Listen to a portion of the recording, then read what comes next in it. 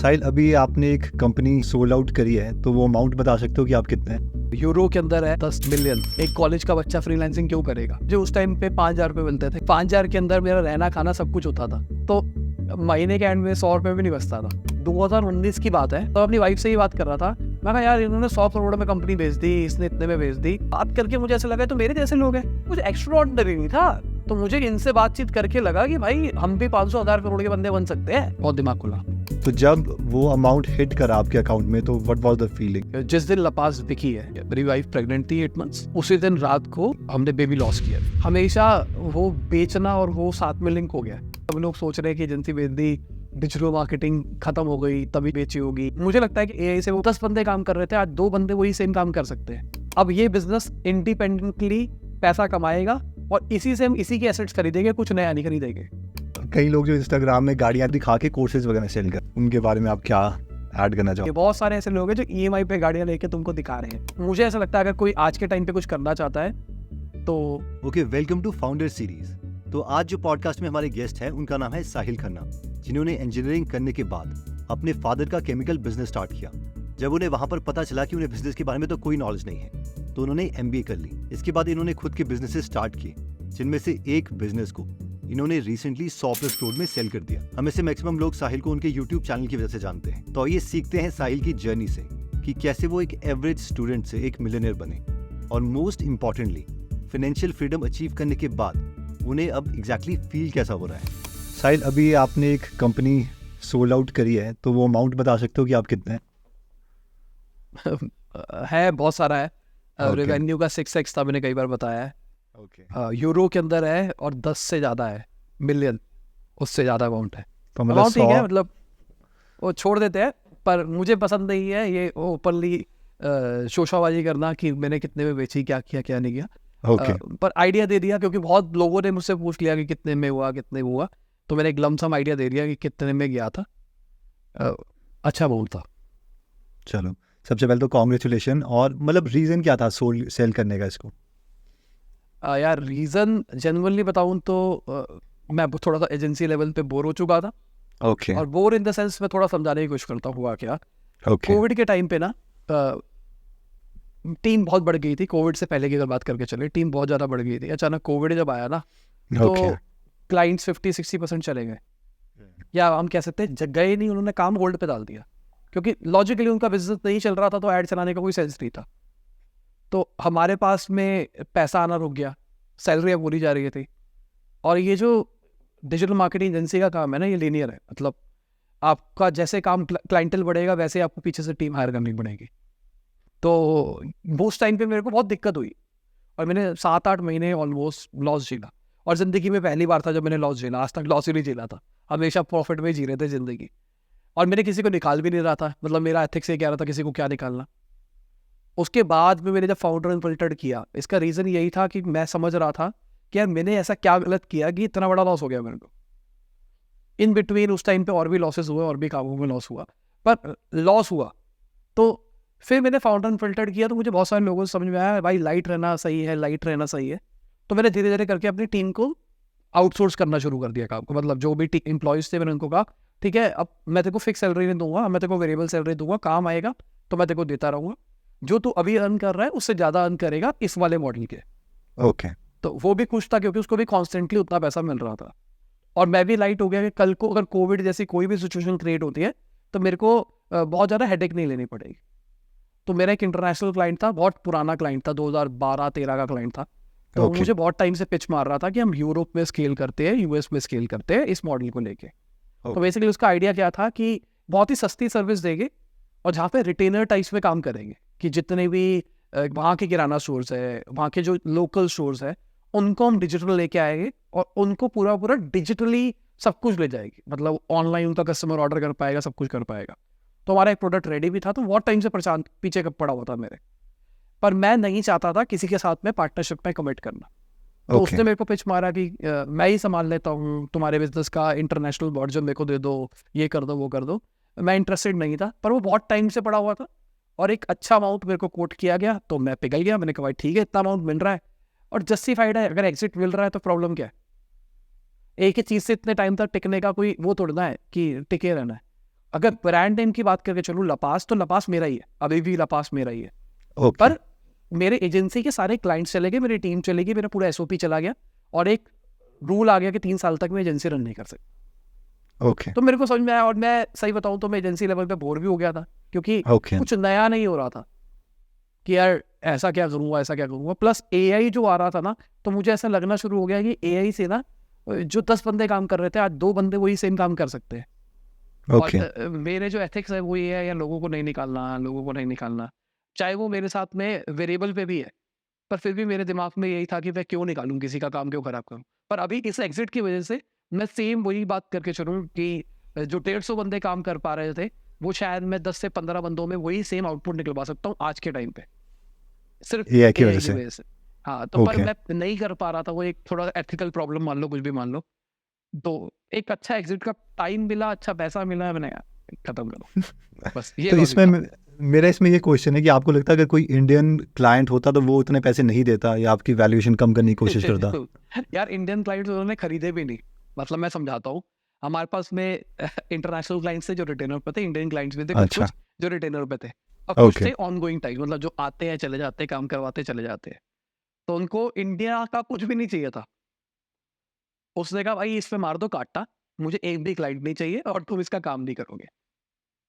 मतलब ये समझ लो कि उसके दिमाग में इंडिया की वैल्यू ये थी, इंडियन क्लाइंट्स की। हाँ क्योंकि हमारी क्योंकि उसको स्पेंडिंग कम है। स्पेंडिंग के अलावा उसको ये लगता था, और ये मैं जेन्युइन बात बताऊंगा, कि क्लाइंट्स ना लंबे टाइम तक रिटेन नहीं होते। मतलब उनको ऐसा लगता है कि हम काम करवाएंगे, रिजल्ट आ जाएगा, उसके बाद हम खुद ही कर लेंगे। वो सामने वाला ज्यादा क्यों कमा रहा है, हम क्यों कम कमा रहे हैं। मतलब मैं समझाने की कोशिश करता हूँ, मार्केटिंग एजेंसी का मॉडल कैसे काम करता है। एक फिक्स पैसा होता है रिटेनर टाइप्स, मतलब मंथली आपको एक अमाउंट मिलेगा, प्लस जो भी आपका रेवेन्यू होगा उसका कुछ परसेंटेज शेयर के ऊपर बात कर ली जाती है। ओके तो अब क्या हुआ, अगर मान के चलो कोई मेरे पास में आया, मैं उसको इंडियन रुपीस में मान के चलते हैं, मैं 1 लाख रुपए उसको कमा के दे रहा हूँ, महीने का रेवेन्यू करके दे रहा हूँ। अब वो मेरे पास में आया, उसने 1 लाख रुपए के मैंने उसको 5 लाख करके दिए, फिर उसने 5 लाख दिए, 5 लाख के 50 लाख करके दिए, 50 लाख के मैंने 2 करोड़ रुपए करके दिए। तो हमने विद इन 6-8 मंथ उसको वहां स्केल कर दिया। अब इंटरनेशनल क्लाइंट क्या कहता है कि भाई मैं यहाँ स्केल हो गया, दिस इज वेरी गुड। और इंडियन क्लाइंट कहता है 2 करोड़, 2 करोड़ का 8% मतलब 16 लाख रुपए। 16 लाख रुपए मैं इसको महीने का दे रहा हूँ, साथ में मैं इसको रिटेनर भी दे रहा हूँ। अरे ये तो बेकार चीज है, 16 लाख रुपए में लॉस कर लूंगा। तो इंडियन क्लाइंट क्या सोचता है, इंडियन क्लाइंट कहता है यार भाई इतने बड़े पैसा किसी को देने के बढ़िया मैं इंडिया में कर लूँ।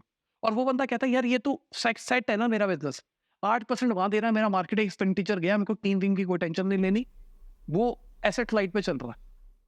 तो इंडिया में ये मेजर मैंने माइंडसेट प्रॉब्लम देखी थी कि इंडिया वाले इस चीज पे स्ट्रिक्ट नहीं होते, उनको खुद करने का मन कर जाता है एक लेवल के बाद जाके। तो उन्होंने कहा कि भाई ये क्लाइंट बेकार है, हमको नहीं चाहिए। तो जब कोई सर्विस कंपनी बाय कर रहा है तो उसका मेन रीज़न यही है कि क्लाइंट बेस आपके पास कितना है, क्योंकि वही वैल्यू है सबसे ज़्यादा, और टीम। बिल्कुल, मेरे को ऐसा लगता है कि एक तो टीम हमारी बहुत अच्छी थी, ओके दूसरा हमारे जो सिस्टम्स बने हुए थे वो बहुत अच्छे बने हुए थे। कि मतलब जैसे क्लाइंट आया तो उससे ये क्वेश्चंस पूछने हैं, बेस्ड ऑन ये क्वेश्चन उसको ये करना है, अगर ये होता है तो ये करना है, एड्स रन कर रहे हो, ये हुआ तो ये करना है, ये हुआ तो ये किया। तो बेसिकली एक सिस्टम पूरा पूरा एसओपी टाइप्स बना हुआ था। हाँ, इसको एड्स बोलते हैं चलाने के जैसे लिए भी। टर्न की बिजनेस, कुछ इस तरीके से ना, हाँ कि आप हाँ टर्न बिल्कुल, की हैं, हाँ तो इट इज़ हाँ नॉट टर्न की है, सेल्फ एम्प्लॉयड नहीं हो आप, एक्चुअल बिजनेस है। हाँ बिल्कुल। तो लॉजिक यही था पूरा पूरा। Got it. तो जब वो अमाउंट हिट करा आपके अकाउंट में तो व्हाट वाज द फीलिंग? क्योंकि ज़्यादातर मिडिल क्लास के जो बंदे हैं उनको लगता है पेरेंट्स प्राउड फील करेंगे या कुछ वैसा होगा, तो उस टाइम क्या चल रहा था?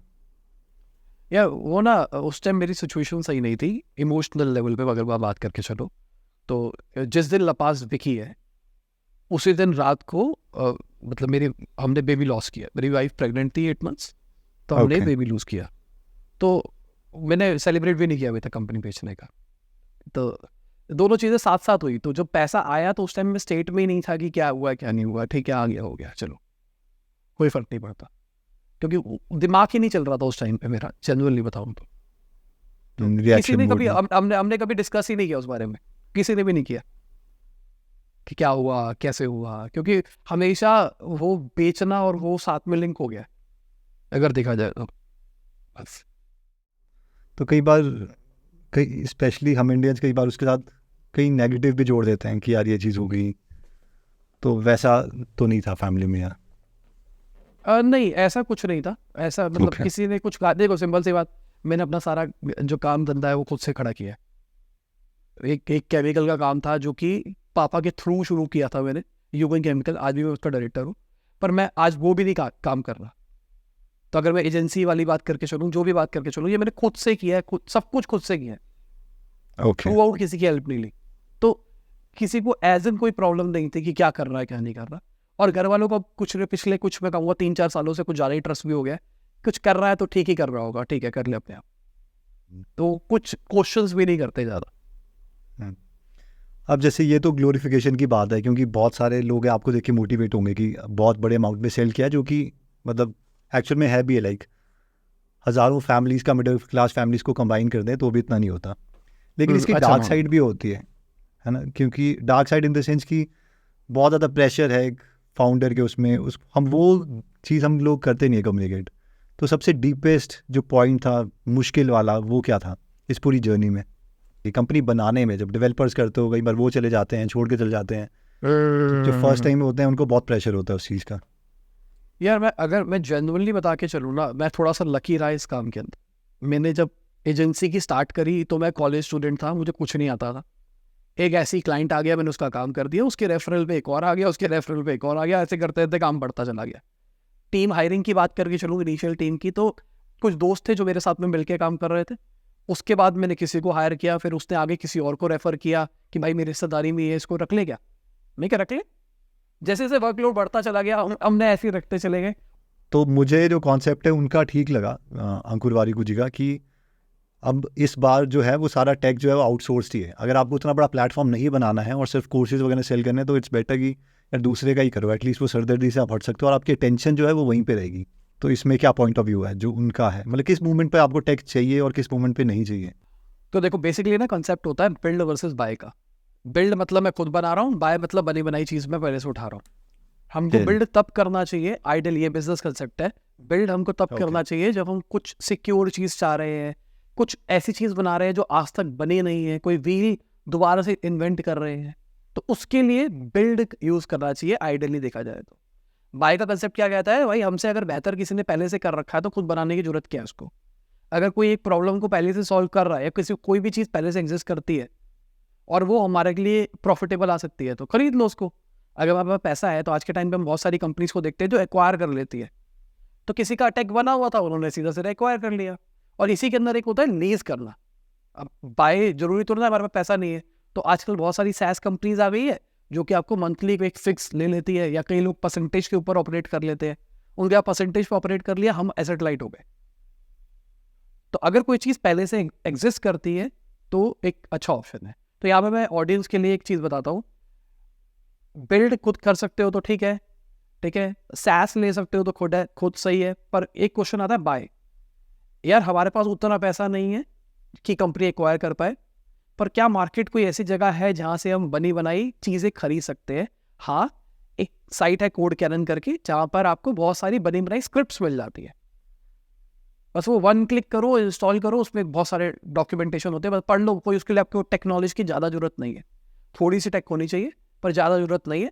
आप बना बनाया कोई प्रोडक्ट उठाओ, उसी के ऊपर अपनी वैल्यू ऐड कर दो। जैसे एग्जांपल के लिए मैं कोर्स बेचना चाहता हूँ, तो कोर्स बेचने के लिए बहुत सारे प्लेटफॉर्म्स पड़े हैं मार्केट के अंदर, तो इट्स बेटर कि मैं कोड करने से कोई स्क्रिप्ट उठाऊँ, उससे ज़्यादा काम कर लूँ, मेरे को टेंशन लेने की जरूरत नहीं है। क्योंकि कोड क्या है, कोर्स, अगर कोर्स की बात करके चले तो कोर्स बेसिकली है क्या?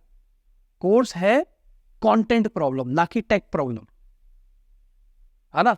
तो हमारी हम जो प्रॉब्लम सॉल्व कर रहे हैं कोर्स के अंदर, वो कंटेंट की कर रहे हैं, पर हम एज अ बिजनेसमैन घुस जाते हैं भाई नहीं हम टेक भी इंप्रूव करेंगे। तो मुझे ऐसा लगा, मुझे समझ में आया, मेरे मेंटर्स ने भी मुझे यही बताया कि एड्रिला के टाइम पे भी जो सबसे बड़ी गलती कर रहा था वो बिल्ड कर रहा था, और बिल्ड के चक्कर में मैं ओवर इंजीनियरिंग करे जा रहा था। भाई ये भी करेंगे, इसमें ये भी करेंगे, ये भी कर देंगे, वो भी कर देंगे, ये भी फीचर ले आओ, जरूरत नहीं है, शायद ऑडियंस से फीडबैक ही नहीं लिया और मैं डाले जा रहा हूँ फीचर। इससे अच्छा ऑप्शन क्या था, मैं बना बनाया कोई कोड कैनन से स्क्रिप्ट लेता या किसी से कुछ खरीदता, बना के टेस्ट करता, कोविड के अंदर भी अपना प्रोडक्ट लाइव कर सकता था, करके देख लेता, अगर सही होता तो मैं उसके बाद में फंडिंग ले लूँ, कुछ भी ले लूँ, फिर कुछ भी कर लो। फिर अभी मेरे पास स्टार्टअप वर्ल्ड में आई थिंक हाँ ये स्टेटमेंट भी है कि अगर आपने बहुत लेट कर दिया है, अगर आप मतलब अशेम नहीं हो अपने पहले प्रोडक्ट के लिए, तो आपने बहुत लेट कर दिया है। यानी जल्दी मार्केट में ले गया, और फीडबैक साइकिल जितनी छोटी है उतनी रखो। हम लोग इमेजिन करते रहते हैं कि कुछ है हाइपोथेसिस, वो वैलिडेट करी नहीं, बस बनाते रहो यार ये ऐसा होगा ना, ऐसे स्लाइड करते हुए जाएगा। किसी को कोई परवाह नहीं थी स्लाइड करने की, किसी को कुछ नहीं था, वो सारी हमारी assumptions थी। अब उस प्रोडक्ट तो की जरूरत ही नहीं थी ऑडियंस को, हम जबरदस्ती सोच के बैठे कि मैं ये बनाऊंगा और तोड़ दूंगा, आग लगा दूंगा। और उसकी ऊपर की प्रॉब्लम सोच के बैठा हूँ 6 महीने 8 महीने बाद की, कि भाई जब 5 लाख यूजर्स हो जाएंगे तो उनको ये चाहिए होगा, 10 लाख के बाद में ये चाहिए होगा, और जैसे जैसे हमारा ऑडियंस बेस बढ़ेगा तो हमको ये भी चाहिए होगा। वो सारी चीजें हम डे 1 में बना रहे हैं जिसका कोई सेंस नहीं है। तो ये गलती मैंने बहुत करी। तो इससे बेटर तो मेरे को हमेशा से ये लगता है MVP लेवल पे बाय करो। बहुत सारा अपॉर्चुनिटी पड़ी है, इंटरनेट पे सर्च मारना, बहुत सारी स्क्रिप्ट्स पड़ी होती है, कई ओपन सोर्स चीज़ें मिल जाती हैं, या कुछ टाइप हो जाता है, सैस के साथ में टाइप हो सकता है, तो वो करके प्रोडक्ट लॉन्च करो। लॉन्च करके बाद मार्केट फीडबैक लो। अगर आपको लगता है कि जो आप चीज़ चाह रहे हो वो मार्केट में एग्जिस्ट नहीं करती है, या फिर जो कर रहे हैं आप उनको कह रहे हो कि मुझे ऐसी चीज़ चाहिए और वो आपके लिए इम्प्रोवाइज नहीं कर रहे, तब बिल्ड की तरफ जाओ। जब तक एसेट लाइट रह सकते हो तब तक एसेट लाइट रहने की कोशिश करो। हाँ, तो स्टार्टिंग में मतलब मुझे भी पहले यही गलती करी थी काफ़ी, लेकिन अभी AI जब निकला था तो उस टाइम मुझे लगा इन्फ्लेक्शन पॉइंट तो है, लाइक इस टाइम बहुत सी ऐसी अपॉर्चुनिटीज़ खुल रही हैं जो पहले नहीं थी। तो हमने एग्जैक्टली इस तरीके से ही टेस्ट किया। तो उस टाइम सबसे पहले ब्रेनस्टॉर्मिंग करी कि यार ऐसी कौन सी चीज़ है जो पहले एग्जिस्ट नहीं करती थी और सिर्फ अभी पॉसिबल है। तो हमारी नॉर्मल बुक समरी की एप्लीकेशन है, तो हमारे मतलब वो बोलते हैं ना कि a man with a hammer think everything is nail. तो हमें लगा यार विकीपीडिया पूरी समराइज़ कर दो, तो पहले तो हो नहीं सकता था, और इतना ज़्यादा उसमें क्राउड है, अगर 1% भी तुम्हारे पास आ गया। और विकीपीडिया की प्रॉब्लम क्या है कि जितने भी लोग हैं वो विकीपीडिया में आए, उन्होंने इंट्रोडक्शन पढ़ी और वो चले जाते थे, पूरा आर्टिकल तो पढ़ता ही नहीं था।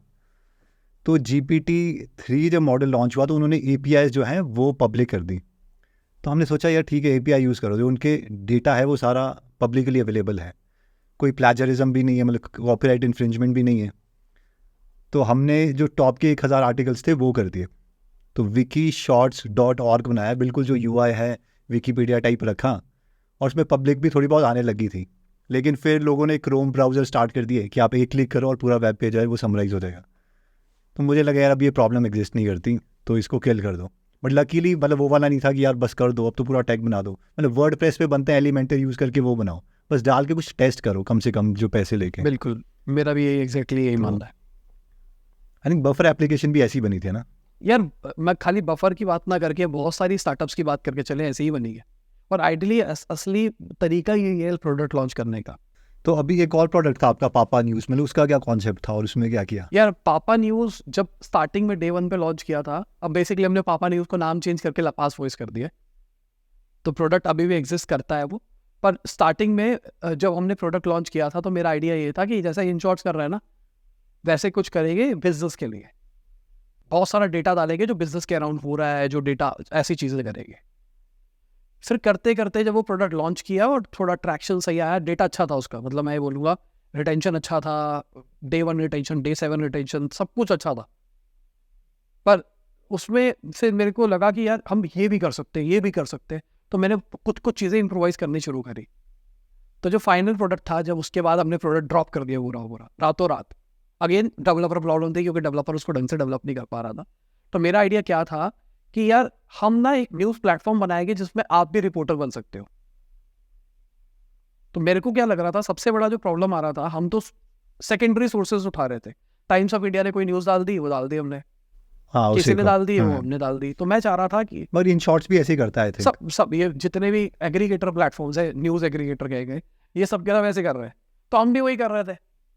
फिर मेरे को रियलाइज़ हुआ कि यार अगर हम ये प्रॉब्लम ही सॉल्व कर दे कि आप आओ, आप reporter as a reporter register करो, न्यूज़ डालो, और जितना भी रेवेन्यू हम जनरेट करेंगे उसका वो पोर्शन जो भी आप ओन करोगे, जैसे यूट्यूब करता है वैसे ही हम भी करेंगे, कि 50-60% जो भी आएगा प्रॉफिट वो सारा का सारा तुम्हारा।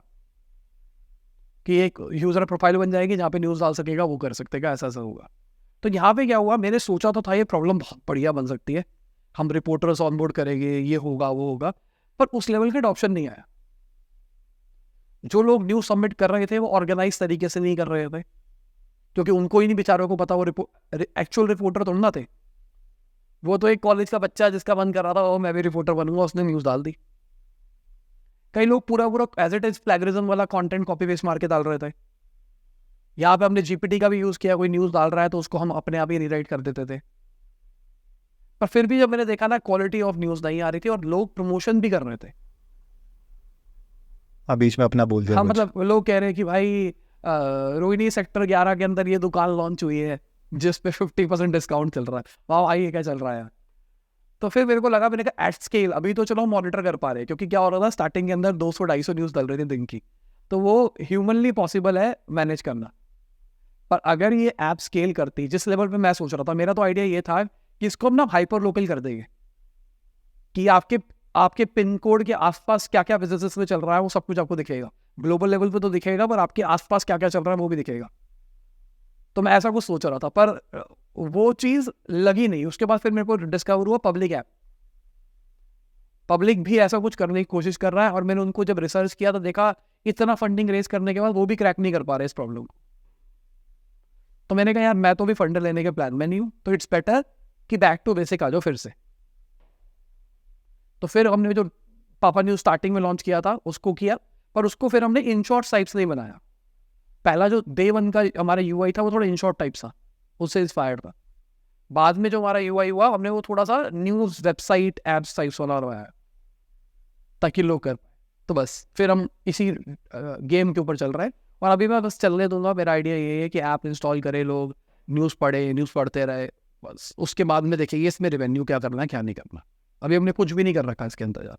ये जो हाइपर लोकल वाली प्रॉब्लम है अब आई थिंक हो सकती है ना एआई के यूज करके, या फिर फिल्ट्रेशन तो आप कर ही सकते हो। किस नॉट लोग हाइपर क्रैक कर लोकल पर देंगे, फिल्ट्रेशन लोग क्रैक कर देंगे इसको, मुझे ऐसा लगता है। वैसे तो कर देंगे, क्योंकि हमारी नहीं वो कर देंगे फिर, मगर एआई भी मेरी जो ऑडियंस है ना, मुझे ऐसा लगता है बहुत सारे लोग ना स्मार्ट है, मार्केटिंग वाले हैं, तो इसको as a marketing channel use लग जाएंगे।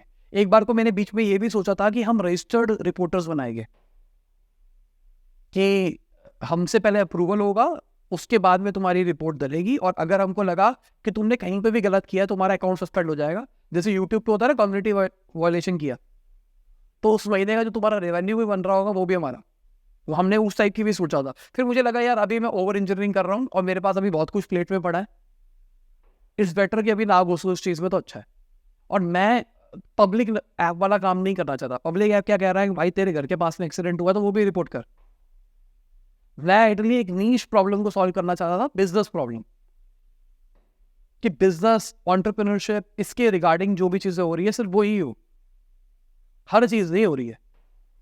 कहीं पे रोड टूट गई, कहीं पे नाला आ गया, कहीं पे कोई एमएलए आ रहा है, वो चीज़ें नहीं करनी थी। तो मुझे लगा कि मैं इसको कैसे फिल्टर करूँगा, और अगर करता तो फिर बहुत हेडेक का काम होता। फिर मैंने कहा इसको बाद में कभी सॉल्व करेंगे, अभी क्या करने की जरूरत है। बीइंग अ यूट्यूबर मुझे एक चीज़ तो समझ में आ गई, हमारे पास डिस्ट्रीब्यूशन है। प्रोडक्ट बनाओ, अगर वो प्रोडक्ट का आइडिया अच्छा होगा, अगर आपको लगता है वो क्रैक कर सकता है, केपीएस मीट कर रहा है, तो आप आराम से उस प्रोडक्ट को वायरल कर सकते हैं। तो इसलिए यही रीज़न था कि मेरे को लगा ये अभी नहीं सॉल्व कर रहा, बाद में कभी देखूंगा इस चीज़ के बारे में। अभी बेसिक चलते, ऑडियंस बिल्ड करते। जब ऑडियंस बिल्ड हो जाएगी तो फिर हम ऑडियंस से ही पूछेंगे, जो एक्टिव ऑडियंस होगी, कि क्या आप हमारे रिपोर्टर बनना चाहते हो। फिर हम एक बार फिर से ट्रांजिशन कर लेंगे, क्योंकि कोड वोड तो सब हमारे पास पड़ा ही है, दोबारा से उसको डिप्लॉय कर देंगे। मगर जैसे ये उस टाइम कितने प्रोजेक्ट्स कर रहे थे जब ये यार प्रोजेक्ट उस टाइम स्टार्ट ना किया? मैं पागल हो रखा, जनरली बताऊँ तो मेरे को सनक चढ़ी हुई थी प्रोडक्ट लॉन्च करने की। मैं सब कुछ करूँगा, मैं सब कुछ करूँगा, तो जो दिल में आ रहा था ना वो प्रोडक्ट लॉन्च कर रहा था। मैंने बहुत सारी चीज़ें इन बिटवीन बनाई है, बहुत सारी चीज़ों में वैसा भी खराब किया। एक साथ लगातार 5-6 प्रोडक्ट चल रहे पाइपलाइन में। चलने तो कोई दिक्कत नहीं है। पावर ऑफ वन, मतलब मानता हूँ कि अगर एक चीज पे फोकस होके बंदा करता है वो अलग ही लेवल का प्रोडक्ट बनता है। तभी यही रीजन था कि मैंने ड्रॉप कर दिया। ये बहुत एनर्जी जाती है, वो डाइवर्स हो जाएगी, एक भी अच्छा अभी नहीं मैं बनेगा। फिर से ट्राई करने वाला हूँ, पर अगेन मैं फिर से वही चीज़ करने वाला हूँ। अब ये गलती नहीं है, पर मुझे लगता है मैं इसको पॉजिटिव साइड में लेके चलूँगा। मैं अलग अलग प्रोडक्ट्स बना रहा हूँ फिर से। अभी 2 प्रोडक्ट्स बिल्डिंग में चल रहे हैं हमारे, ठीक है। अभी बताऊंगा नहीं, ऑफ कैमरा बता दूंगा क्या चीज़ है। पर मेरा लॉजिक क्या है कि कंपनी बेचने के बाद में जो कंपनी प्रॉब्लम सॉल्व कर रही थी, मैं उसको सॉल्व करना चाहता हूँ बहुत ही अफोर्डेबल तरीके से, ताकि जो हम इंडियन ऑडियंस की बात कर रहे थे, जिसको खुद काम करना है वो खुद काम कर ले, और उसको हम एजेंसी लेवल फीचर्स भी दे पाए। पर इस प्रॉब्लम को सॉल्व करने के लिए एजेंसी में देखा जाए 10-15 प्रॉब्लम सॉल्व कर रहा है एजेंसी। तो अगर मैं वही 10-15 चीजें इकट्ठी बना दूंगा एक ही ऐप के अंदर, तो यूजर समझ ही नहीं पाएगा और चीज चलने के चांसेस बहुत कम हो जाएंगे। तो मैं क्या कोशिश कर रहा हूँ कि सबके लिए अलग अलग प्रोडक्ट बनाऊंगा प्रॉब्लम्स के लिए, फिर उसके बाद में उन सब प्रोडक्ट्स को लिंक करूंगा। जैसे ज़ोहो ने किया था, ज़ोहो बुक्स अलग बनाया, ज़ोहो डैश अलग बनाया, ज़ोहो डैश अलग बनाया, जैसे होम वो मेल अलग है, तो उसके बाद में तो सारे सीमलेसली इंटीग्रेट हो रहे हैं। तो वो वाले Got पाथ it. पे अब मैं जाऊंगा, और हो सकता है कि उसके बाद में वो सारे प्रोडक्ट किल करके एक ही प्रोडक्ट लॉन्च कर दो उसकी लर्निंग लेके। पर हाँ मतलब वो है कि एक साथ 6-7 एक्सपेरिमेंट्स हो रहे हैं, बट जो चला फिर उसको एम्पलीफाई कर दो, बिल्कुल, बाकी बिल्कुल, वो बिल्कुल। खेल। तो बेसिकली क्या होगा, सिंपल सी बात, एक प्रोडक्ट के अंदर हम एक प्रॉब्लम सॉल्व करते हो। तो मुझे पता है अगर मैं सोशल मीडिया पोस्ट की प्रॉब्लम सॉल्व करना चाह रहा हूँ, और एक ही ऐप बना दी जहाँ पे तुम वेबसाइट भी बना सकते हो, सोशल मीडिया की प्रॉब्लम भी सॉल्व कर सकते हो, एड्स भी रन कर सकते हो, ये भी कर सकते हो, मैं सबको मेजर ही नहीं कर पाऊंगा। अब मैं कहता हूँ कि एक है जहाँ पे तुम वेबसाइट बना सकते हो, एक है जहाँ पे तुम सोशल मीडिया की प्रॉब्लम सॉल्व कर सकते हो, एक है जहाँ पे ये कर सकते हो, ये कर सकते हो, वो सब अलग अलग हो रहा है। तो अब इंडिविजुअली एक प्रॉब्लम सॉल्व करेंगे और उसको धीरे धीरे ग्रो करेंगे। जब वो हमको लगेगा वो परफेक्टली हमने सॉल्व कर दिया है, तो वो प्रोडक्ट रेडी हो गया। ऐसे जब सारे प्रोडक्ट रेडी हो गए, फिर हम उन सबको इंटीग्रेट कर देंगे, मतलब एवेंजर्स कह सकते हो। Got it. ये एक्चुअली साइंटिफिकली अगर हाइपोथेसिस क्रिएट करनी हो तो उसके लिए भी आई थिंक यही प्रोसेस है कि आपके पास 3 चीज़ें होनी चाहिए कि जो भी आप प्रॉब्लम स्टेटमेंट लिख रहे हो वो टेस्टिफाइबल होनी चाहिए, एक ही वेरिएबल हो उसमें जैसे कि आप बोल रहे हो, और एक्शनेबल होनी चाहिए कि आप ये वेरिएबल बस टेस्ट करो। अगर एक साथ 3 वेरिएबल होंगे आपको पता ही नहीं चलेगा कौन सा बिल्कुल। और वेरिएबल अगर चला जो हम प्रोडक्ट बना रहे हैं, I think अगर जो हम perfect. प्रोडक्ट बनाने का सोच रहे हैं, अगर वो सारी एक ही में डाल दो, और अगर सब पे एक एक टाइम फिर पे एक तो- एक वेरिएबल चेक करेंगे, तो प्रोडक्ट बनाने में 3-4 साल लग जाएंगे। हाँ फिर तो पैरेलल में नहीं हाँ, चला कर पाएंगे, फिर सीरीज हो गया वो। तो पैरेलल चलाएंगे तो चीजें जल्दी भी अचीव हो जाएगी। Got it. तो अभी जनरेटिव एआई को लेके मुझे सुनने में आया कि आप बहुत ज़्यादा एक्साइटेड होगी, अरे तो मज़ा प्राइस बहुत टैग मजा में, आ रहा है। तो उससे रिलेटेड क्या है उसी से जनरेटिव future? मुझे लगता है कि अच्छा, मतलब उसी का। ये वन ऑफ द प्रॉब्लम है जो हम सॉल्व करने का सोच रहे हैं। 2 प्रॉब्लम्स है जिसमें जो प्लान कर रहे हैं। Okay. कॉपी राइटिंग हमने सॉल्व कर दी है, मुझे ऐसा लगता है। कॉपी राइटिंग हमने 3 साल पहले ही सॉल्व कर दी थी एआई के थ्रू। तो हम फेसबुक एड्स के कॉपी जनरेट कर सकते हैं, सोशल मीडिया के पोस्ट की कॉपी जनरेट कर सकते हैं, डिस्क्रिप्शन जनरेट कर सकते हैं, और वो जनरेट कर सकते हैं जो क्लिक्स ला के देगी, as a marketing point of view से बात करके चले। तो हमने वो Okay. प्रॉब्लम सॉल्व कर दी है, मुझे ऐसा लगता है। पर जो इमेज वाली प्रॉब्लम है, हम उसके ऊपर अभी काम कर रहे हैं। तो आइडली मैं चाहता हूँ ओके प्रोडक्ट फोटोशूट को ऑटोमेट करना। अब डिटेल नहीं जाते Okay. थोड़ा सा ना। अब इसको ऑफ Got कैमरा it. अब इसको ऑफ इशारा कैमरा मिल बात गया। करेंगे। हाँ, लेकिन जैसे आप कॉपी राइटिंग की बात करो जो कि एड्स के ऊपर लिखते हैं, तो आपको लग रहा है वो बिल्कुल। सॉल्व हो चुकी है? मैं समझाता हूँ कैसे सॉल्व हो गई हमारे Okay. लिए। हमने ना पिछले 13 साल जब एजेंसी रन करी, तो हमने बहुत एड्स रन करी। अच्छा, हमको सारे सब डाल पता था दिया क्या train चलता है, करने क्या के लिए। नहीं चलता, क्या होता है, क्या नहीं होता, over the period of time क्या ट्रेंड है, क्या नहीं है। तो हमने बेस्ड ऑन सब लर्निंग हमने मॉडल बनाया, और वो मॉडल ट्रेन हो गया। तो हमको पता है कि ऐसे आउटपुट निकालना है।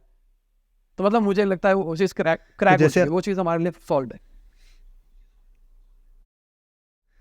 जैसे GPT-4 अभी जो आया है उसमें अभी नया नया इन्होंने टर्बो लॉन्च किया है, तो उस टर्बो में ये है कि बिल्कुल। आप PDF ही डाल दो।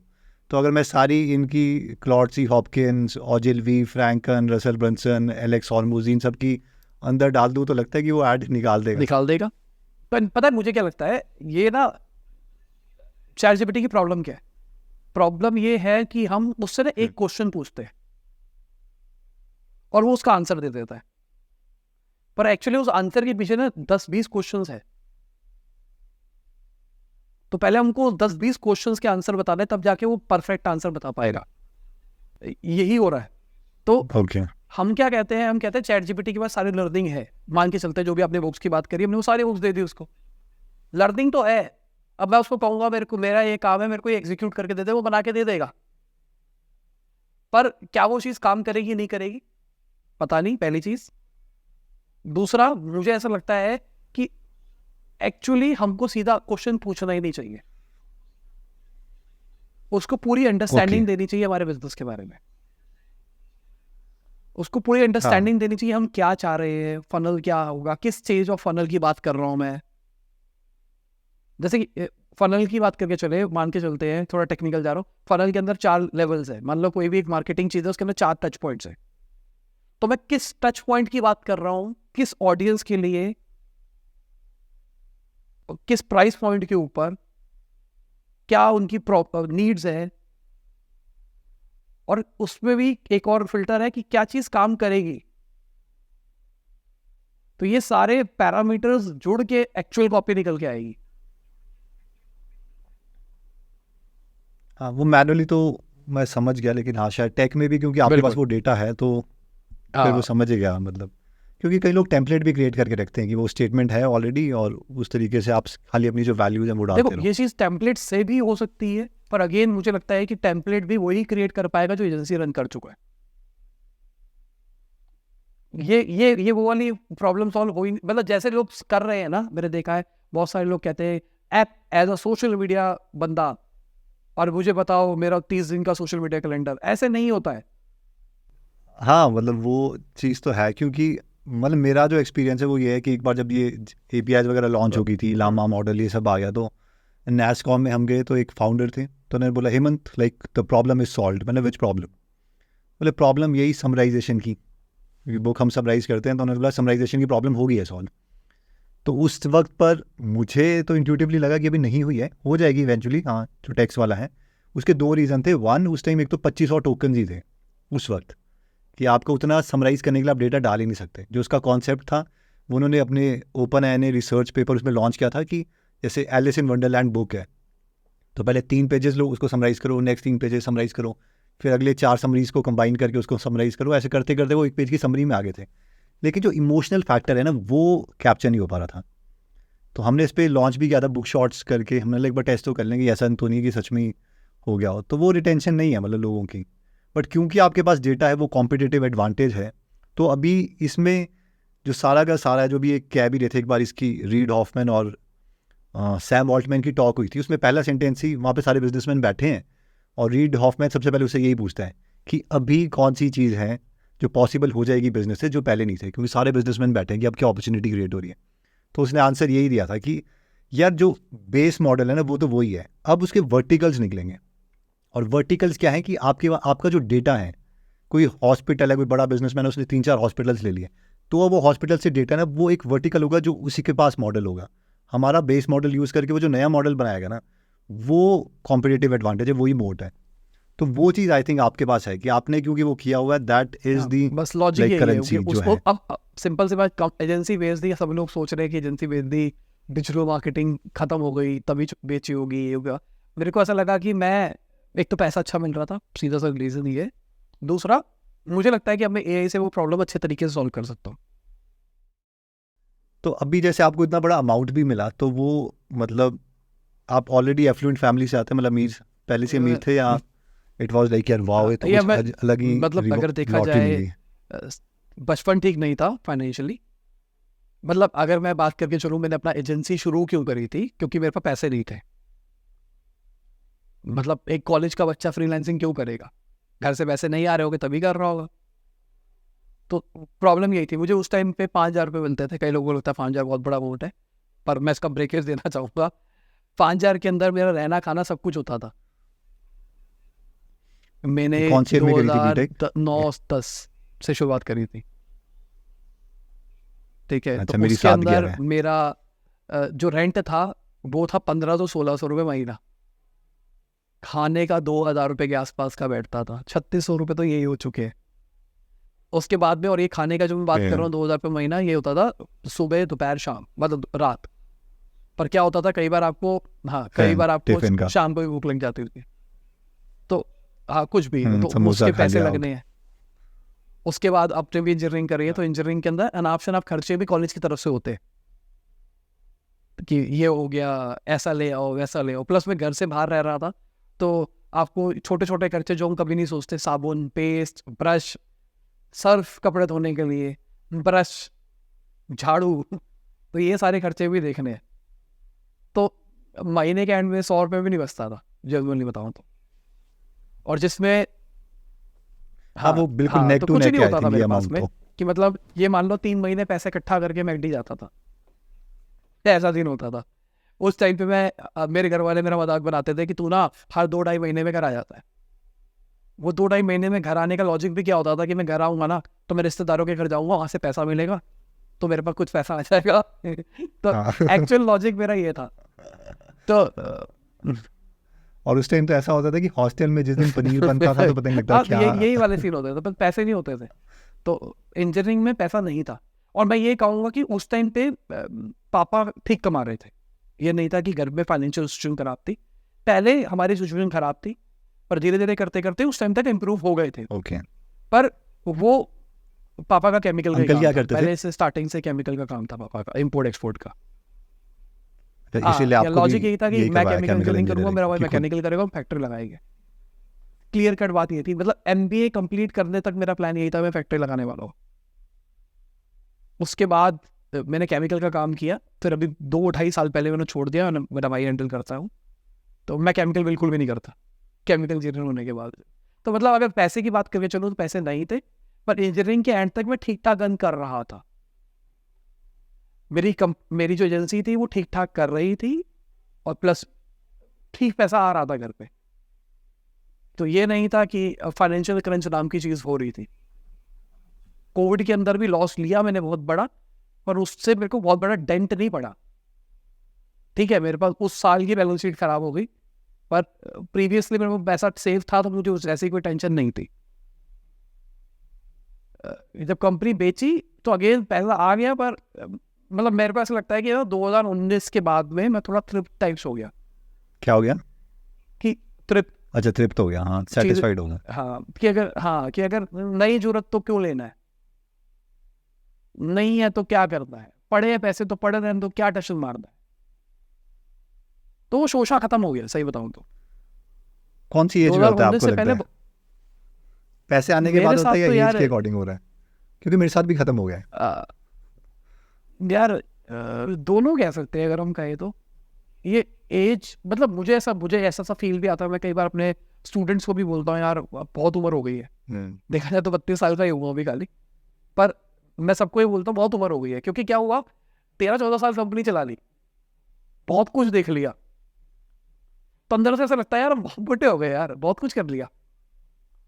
तो मुझे लगता है कि जब लाइफ में एक लेवल पे प्रोग्रेस करने के बाद एक लेवल पे अचीव कर लेते हो ना, जब चीजें मैटर नहीं करती, बहुत सारी चीजें कि यार जो चाहिए था लाइफ में वो मिल जाएगा, अब तो जो लेना है वो फाइनेंशियल फ्रीडम कह सकते हो एक बार को। जब वो पॉइंट अचीव हो जाता है ना, तो उसके बाद में ना बहुत सारी चीजें रेलेवेंट ही रह जाती। ये मेरा पॉइंट है, मतलब मेरे को ऐसा लगता है। नहीं एक्चुअली खर्च जो करने को तो कुछ भी खर्च कर दो, मैस्लो रॉयल्स रॉयस ले पिरामिड लूंगा है, अभी। हाँ तो उसमें भी मैस्लो पिरामिड में यही है कि आपका बेसिक जो चीज़ें होगी, फिर आप एक बड़ी उसमें सोचते हो कि यार लाइफ किसके बारे में है, मोर्टेलिटी क्या है, हाँ हाँ हाँ कि क्या ही है ये। मतलब देखो, अगर लग्जरी पॉइंट ऑफ व्यू से बात करके चलूँ तो जितनी की कंपनी बेची है मैंने, उतने का मैं घर भी ले सकता हूँ, एक रॉयल्स रॉयस ले लेता हूँ। ठीक है ना, खर्चों तो नाप शनाप कर दे, जितने खर्च कर लो, पर मैं नहीं खर्च कर रहा क्योंकि मुझे जरूरत नहीं लग रही है। पॉइंट ये है, तो मुझे ऐसा लगता है कि अब वो वाला माइंडसेट आ गया जो मेरे पापा हमेशा बोलते थे ना, कुछ भी चाहिए होता था ना तो पापा कहते थे जरूरत है। हाँ वही वाला। फिर मैं अपने आप से पूछता हूँ जरूरत है, नहीं है तो क्यों लेना है। अब जैसे हमने अभी एजेंसी भेज दी, तो अब हमारे पास में लपास के अंदर 2 ही एम्प्लॉइज है। तो अपनी टीम को ये समझा रहा था कि अब हम सिर्फ कंटेंट प्रोडक्शन कर रहे हैं, सिर्फ यूट्यूब का काम कर रहे हैं और कोर्स बेच रहे हैं। अब ये बिजनेस इंडिपेंडेंटली पैसा कमाएगा और इसी से हम इसी के एसेट्स खरीदेंगे, कुछ नया नहीं खरीदेंगे। मैंने अभी एक नया ऑफिस लिया है, तो मैंने कहा ये वाला जो ऑफिस है, ये वाला ऑफिस मैंने दे दिया अपनी जेब से, अब ओवरहेड जो भी होगा वो बिजनेस कमा के देगा। लॉजिकली कंपनी बेचने से पहले ही ऑफिस ले लिया था मैंने, तो इसका इंटीरियर का काम चल रहा था जिसको लंबा खींच गया। तो पर कैमरा लेना एग्जांपल के लिए, अभी हम एक नया शूट कर रहे हैं साहिल खन्ना टॉक शो के अंदर, तो उसके अंदर हमारे पास 3 कैमरे हैं। तो मुझे पोटेंशियली लगता है मैं 2 कैमरे और ले सकता हूँ। ठीक है, अब मेरे पास पैसे पड़े, मैं आराम से ले सकता हूँ, पर मैं कह रहा हूँ नहीं, कंपनी अर्न नहीं कर रही है भाई। जब तक वो पैसा नहीं आएगा कंपनी से, तब तक मैं रीइन्वेस्ट नहीं करूंगा। जो कि आई थिंक एक तो अच्छा बिजनेस माइंडसेट है, क्योंकि जब आप दूसरा हो जाता है ना, वो फिर आपका माइंड जो एक्चुअल में रेवेन्यू क्रिएट कर सकता था, वो ईजीएस्ट वे ढूंढेगा, बाईपास हो जाएगा वो लॉजिक, और पैसे खर्च दो, ये पैसे कर दो, आप पैसे फैंग लग जाओगे, जो ज़्यादातर फंडिंग कंपनीज के साथ होता भी है गेस। बिल्कुल, तो मैं उसके हमेशा से अगेंस्ट रहा हूँ, तो मैं नहीं खर्च कर रहा, जनरली बताऊँ तो मान सकते हो कि बचपन में पैसा नहीं था, फिर पैसा आने के बाद भी वो एथिक्स ज़रूर मेंटेन रहे कि अनाप शनाप खर्चे नहीं करने। बीच में एक टाइम मेरे को शौक चढ़ा था अनाप शनाप खर्चे करने का, जनरली बताऊंगा, शादी के आसपास। Okay. शादी से कुछ टाइम पहले, 2019 से पहले, कि जहाँ पे मैं भाई बहुत पैसा, भाई के पास बहुत पैसा है ऐसा हो रखा था कि कुछ भी ले लूंगा, शादी हो रही है ना, हाँ, एक ही बार तो होती है, हाँ, ये ले लो, शादी करनी है, कार्ड बांटने हैं, कोड लगा के बेचेंगे ऐसा माइंड सेट आ रखा था। अनाप शनाप सोच थी कि हम ये भी कर लेंगे, ऐसा भी कर लेंगे, वैसा भी कर लेंगे। कपड़े लेने हैं, ये नॉर्मल ब्रांड ये पहनने हैं, अरमानी कुछ ही पहनेंगे, और क्या पहनने हैं। जूते लेने हैं, मैं रोज जा रहा था जूते, और मतलब महंगे महंगे जूते लेके आ रहा था, 50-50, 60-60 हज़ार रुपए वाले जूते लेके आ रहा था रोज, 2-2 जूते। ओह तो और अभी तक वही लॉट चल रहा है मेरा। तो वो मैं कहूँगा 6 महीने का जो पीरियड था शादी के तक का, मतलब मैं कहूँगा शादी के 1-1.5 महीने तक भी मैंने खर्चा किया है। ओके। फिर मैं हनीमून पे गया, हनीमून से वापसी आया, कोविड हो गया। फिर तो और काफी वो जल्दी जो हुआ बता सब रहा हूँ, कुछ। हाँ, हाँ, फिर उसके बाद वो लॉस प्रोग्रेस शुरू हो गया कंपनी का, तो उसके बाद में वो सब कुछ एकदम संभल गया, मतलब ये मान लो। पर अगर कोविड ना आता, वो लॉस ना आता, तो मैं अनाप शनाप खर्चे कर रहा होता। तो स्टार्टअप बिकने के बाद सबसे महंगी चीज कौन सी खरीदी? कुछ भी नहीं खरीदा यार, देखा जाए तो। कुछ भी नहीं। मैंने सबसे महंगा क्या खरीदा है? सबसे महंगा मैंने कुछ नहीं खरीदा यार अगर सोचूं तो कुछ भी नहीं खरीदा। कब शॉपिंग भी नहीं करी होता तब से अब तक। फैमिली में भाभी जी ने? उसको कपड़े तो देखो, मैं कपड़ा कंसिडर नहीं करता। ओके। वो तो क्या होता, कंपनी बिकने के बाद रिश्तेदारियों में शादी वादी भी थी, तो उस चक्कर में हो गया। हाँ, मैंने क्या खरीदा है? ऑफिस के लिए एसी खरीदे है। नहीं, वो वो काउंट नहीं ये है होगा। सबसे महंगा खर्चा ही है मेरा भी कंपनी बिकने के बाद, अगर तो देखा जाए तो। कई लोग जो इंस्टाग्राम में गाड़ियां दिखा रहे होते हैं, तो उनके बारे में आप क्या ऐड करना चाहोगे? ये ठीक है, गुड है यार, तुम्हारे पास गाड़ियाँ दिखाओ, टचन मारो, उनको क्या दिक्कत है। नहीं, मैं इसके ना बहुत अगेंस्ट हूँ। मतलब अगेंस्ट क्या है, मुझे ऐसा लगता है कि अगर मेरे पास गाड़ी है या मेरे पास पैसा है, उससे तुम्हारी लाइफ में क्या इम्पैक्ट पड़ जाएगा? कुछ भी नहीं ना। नहीं, मतलब मेरा जो तो क्वेश्चन था एक्चुअली, जो उसको दिखा के कोर्सेज वगैरह सेल कर रहा है, क्योंकि कहीं। हाँ, वही मैं कह रहा हूँ ना, वही कह रहा हूँ कि ये जो लोग बेच रहे हैं, कुछ भी कर रहे हैं, ये शोशाबाजी जो कर रहे हैं, अगर मेरे पास में ऑडी है और तुम्हारे पास में नहीं है, तो क्या मेरा कोर्स लेके तुम ऑडी ले लोगे?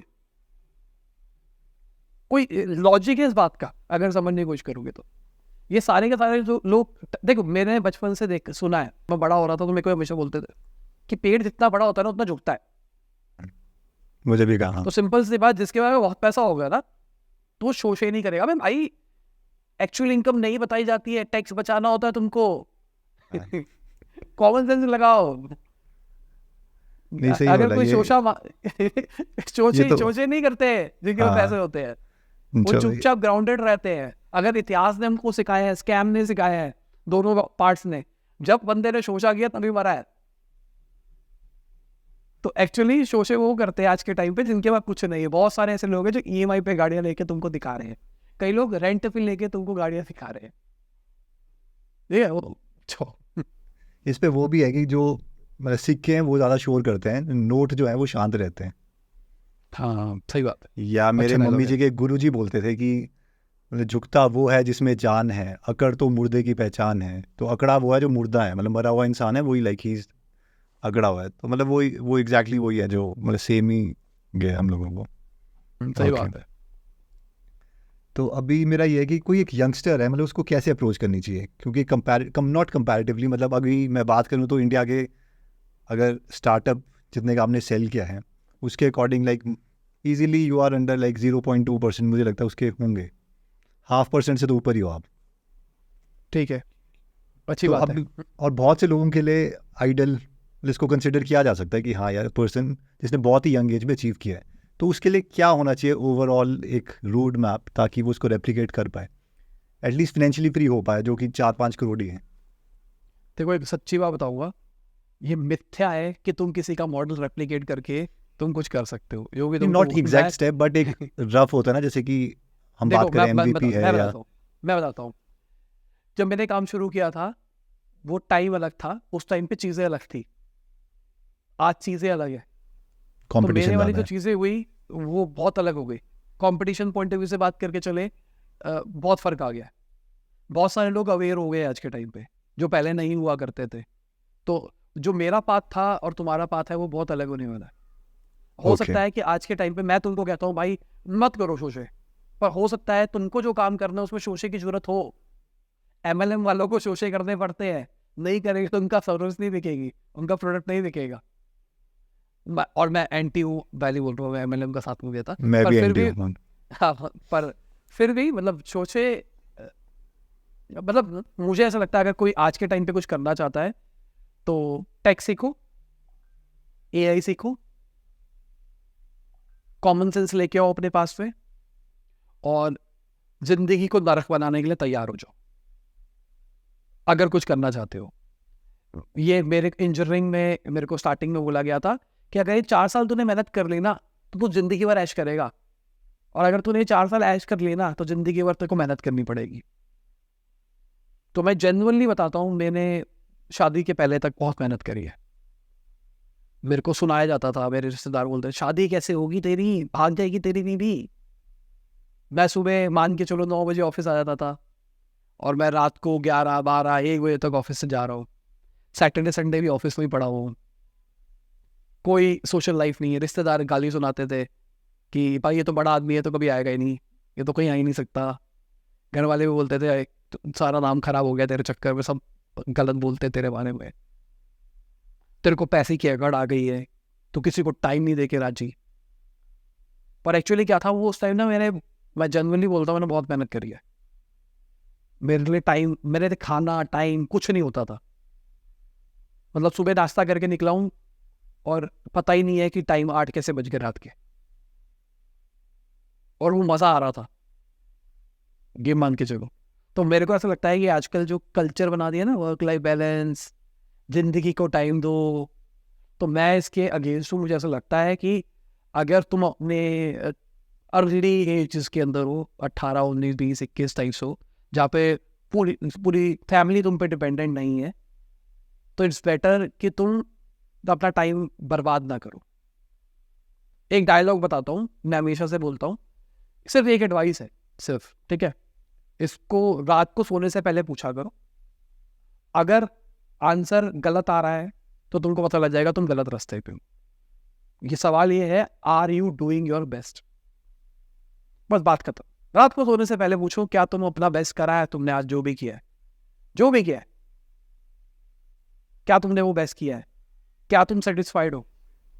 अगर हाँ तो ठीक है, चिल मारो जिंदगी। इरिस्पेक्टिव ऑफ द आउटपुट कुछ भी हाँ, है। आउटपुट कुछ भी है, बहुत पावरफुल तुमने क्वेश्चन है ये। तो रात को रोज अपने आप से पूछ के so, are you doing your best? अगर Right. हाँ तो सो जाओ, नहीं तो कुछ करो।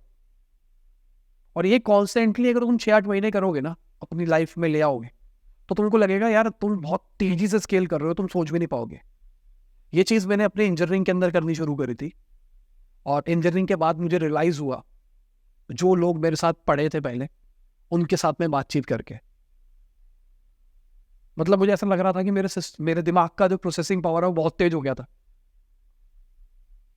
मतलब जो कोई सोच पा रहा था, इतनी जो उनको टाइम लग रहा था, मैं तो 1 मिनट में समझ पा रहा था, क्योंकि हमने बहुत मेहनत करी उस टाइम।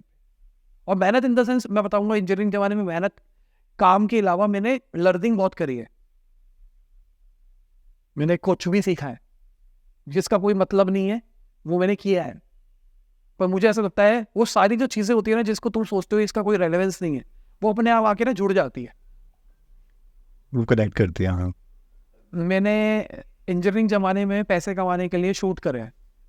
एक बाइकर वाला सीन होता था देहरादून के अंदर, उनकी बाइक की रिकॉर्डिंग करके एडिट करके देता था मैं उनको, 500 रुपये मिलते थे।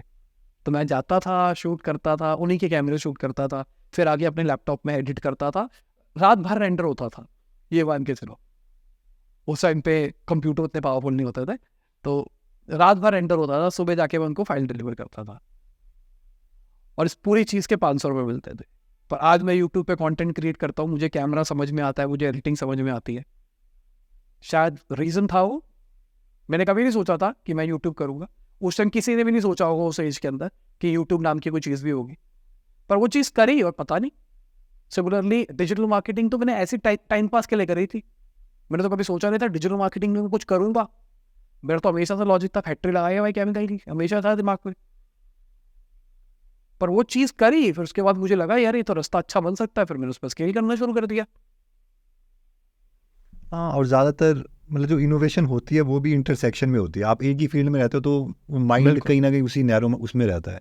बिल्कुल। अगर तो ज़्यादा चाहिए कि 2-3 चीज़ें अलग अलग फील्ड की करिए तो उसका बंदा ये वाला टैग उठा के वहाँ डाल देगा, वहाँ का यहाँ कर देगा, तो फिर वो लीथल कॉम्बिनेशन बनेगा। बिल्कुल, तो जितना मतलब एक्सप्लोर कर सकते हो उतना एक्सप्लोर करो, अपने आप से पूछो क्या बेस्ट कर रहे हो। तो एक्चुअल एडवाइस यही है। पाथ पॉइंट ऑफ व्यू से बात करके चलो तो कि मेरे को प्रॉब्लम टेक में मिली हमेशा, तो मैं तो कहूँगा भाई टेक सीखो, सबसे इंपॉर्टेंट चीज़ है टेक सीखो, जितना टेक सीख सकते हो। और एआई जैसे अभी हमने बात करी, इन्फ्लेक्शन पॉइंट है बहुत बड़ा। अगर बहुत ज़्यादा बड़ा। इस टाइम पे अगर एआई पे ध्यान दोगे तो तुम सोच ही नहीं सकते कि क्या बन सकता है। मैं अपनी वाइफ से ही बात कर रहा था, मैं को पता है जब इंटरनेट रेवोल्यूशन आया था ना, .com बबल बस्ट हुआ था, उस टाइम पे गूगल बना था। आज देख 20-22 साल के अंदर कंपनी कहाँ बन गई। ऐसे एक इन्फ्लेक्शन पॉइंट अभी आ रहा है एआई। तो क्या 20-22 और वो क्लियर है। क्या 20-22 साल में हम गूगल जैसी कंपनी लपास को बना सकते हैं? मैं ऐसी फन में अपनी वाइफ से बात कर रहा था। नहीं नहीं, हाँ उन्होंने 20-22 साल में कर दिया, हम नहीं कर सकते? हाँ कर सकते हैं। हाँ, तो मतलब मैं ऐसी डिस्कस कर रहा था, तो मुझे ऐसा लगता है कि अगर आप सपने देखो तो वो पूरे हो जाते हैं, पर सपने देखने एटलीस्ट पड़ते पहले हैं। अपने, हाँ वो बड़ा तो सोचना ही पड़ेगा, लेकिन तो मिनिमम है। हाँ ये तो आप पहले ही रुक जाओगे। मतलब एक मैंने बिल्कुल। इसकी स्टोरी सुनी थी, मतलब बहुत ही फिक्शनल स्टोरी है। फिक्शनल ये स्टोरी है कि एक जगह राजा की कुर्सी लगी हुई है, उसके मंत्रियों की, और वो सारी की सारी कुर्सी लगी हुई है। काफ़ी सारे लोग अंदर आते हैं पढ़े लिखे, और उनको बोला जाता है जो भी तुम्हारे को लग रहा है वहाँ पे बैठ जाओ। एक फिनेंस मिनिस्टर की है, यहाँ भी है, यहाँ भी है। तो कोई भी राजा की कुर्सी में नहीं बैठता। वो कोई इस पे बैठ जाता है मंत्री में, कोई इसमें बैठ जाता है, कोई इसमें बैठता है। वो बच्चा आता है, वो जाके बैठ जाता है मतलब राजा की कुर्सी में, और वो बोलते तू ही राजा है। मतलब बाकी सारे लोग जो थे इंटेलेक्चुअल थे, उनको लगा यार मैं तो इधर बैठूंगा ना, मैं थोड़ी ना वो राजा वाला काउंट वो मटीरियल। हाँ तो कोई भी नहीं बैठता। तो एग्जैक्टली वही चीज़ है, लाइक थिंक बिग का वही कॉन्सेप्ट है कि आप जब बड़ा सोच ले तो हो जाता है। और एक बुक भी है इसके ऊपर कि 10x is easier than 2x। तो डैन सुलिवन की है कि वो 10x ईजियर इसीलिए है, और वो लॉजिकल उसने आर्ग्यूमेंट्स दिए हैं। तो उसका लॉजिक वन ये है कि जब आप नीचे वाला काम करोगे ना 2x वाला, तो आप विल पावर के ऊपर से जाओगे कि अच्छा लेट्स से कि 1 लाख से 2 लाख पे जाना है, तो अच्छा मैं 4 घंटे काम करता था, मैं 8 घंटे कर लूँगा। तो विल पावर से पूरा दम लगा के अंदर पहुँच जाएगा। लेकिन अगर आपको 10x जाना है, वहाँ तक पहुँचने के लिए एक या दो तरीके ही हैं। तो एक तो जो आपके 100 तरीके थे 2x तक पहुँचने के लिए, आप उसी में कन्फ्यूज हो जाओगे, ये करूँ ये करूँ।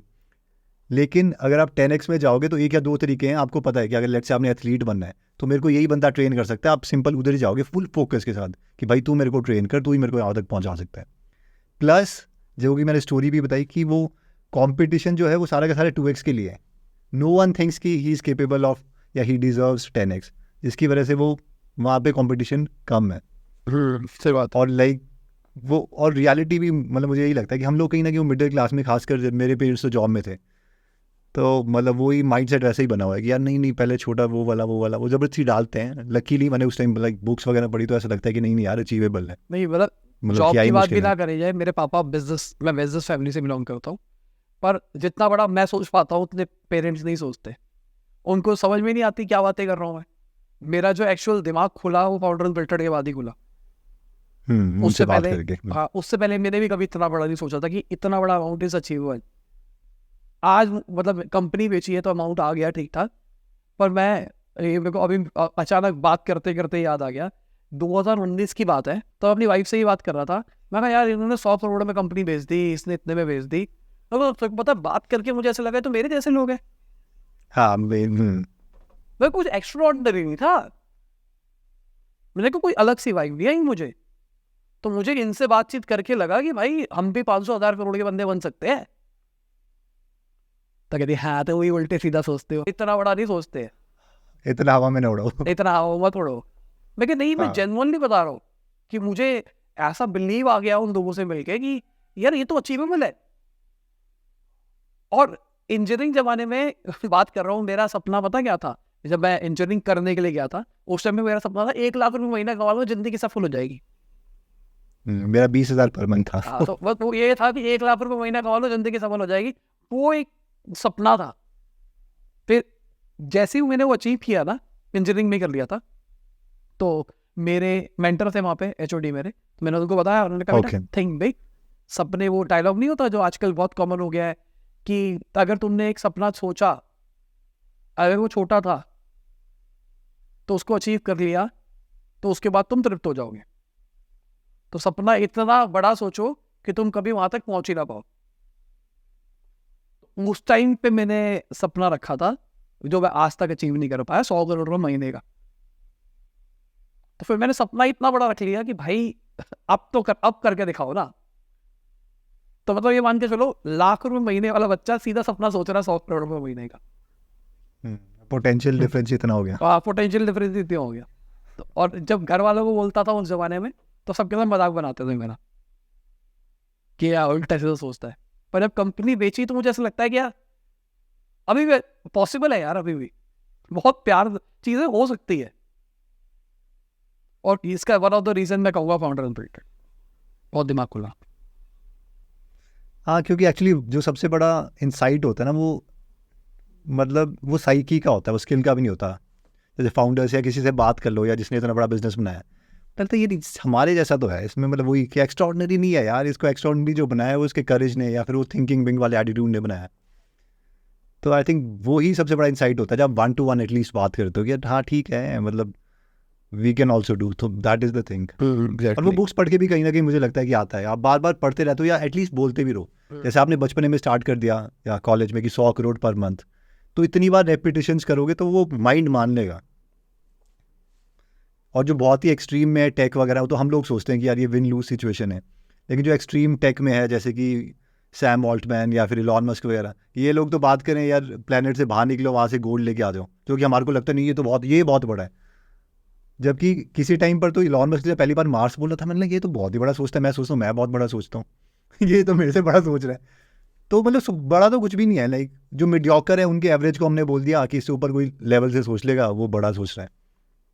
जबकि अब वो चले गया, लाइक मार्स तो नहीं, चलो इंटरनेशनल स्पेस स्टेशन तक तो जा ही रहा है, चला जाएगा जाके। मार्स में वो नहीं गया मगर नासा चला गया। हाँ नहीं, ये भी चला जाएगा, क्या पता, over the period of time ये भी चला जाएगा। हाँ जाएगा, वो तो एग्रेसिवनेस आंखों में दिख जाता है ना, बंदा जाएगा। तो कितने साल तक लाइक आपने सैलरी नहीं ली, क्योंकि बहुत सारी स्टार्टअप्स होते हैं 4-4 साल तक काम करते हैं और शुरू में सैलरी नहीं लेते कि बड़ा रिवॉर्ड मिलेगा, मैं सेक्रीफाइस सबसे ज़्यादा करूँगा। तो आपने कब तक नहीं लिया? यार ये सैलरी वाला कंसेप्ट मेरे को भी बता रहा हूँ, फाउंडर बिल्डर के बाद में पता लगा है पहले वाला लॉजिक तो मेरा यही था कि भाई प्रॉफिट आया वो मेरा घर पे, मेरा सब कुछ नहीं है, कोई सैलरी वैलरी का लॉजिक नहीं है, जो पैसा आएगा वो मेरा। क्योंकि मैं सर्विस बिजनेस में था, कुछ ऐसा तो था नहीं कि वो री इन्वेस्ट हो रहा है और बिजनेस बढ़ जाएगा। मेरा सीधा था, मैथ चल रहा था, पैसा आ रहा था, वो घर जा रहा था, फिर बिजनेस कमा के दे रहा था, वो घर जा रहा था, री इन्वेस्ट हो ही नहीं रहा था। तो मैंने कभी सैलरी वाला लॉजिक ही नहीं समझा।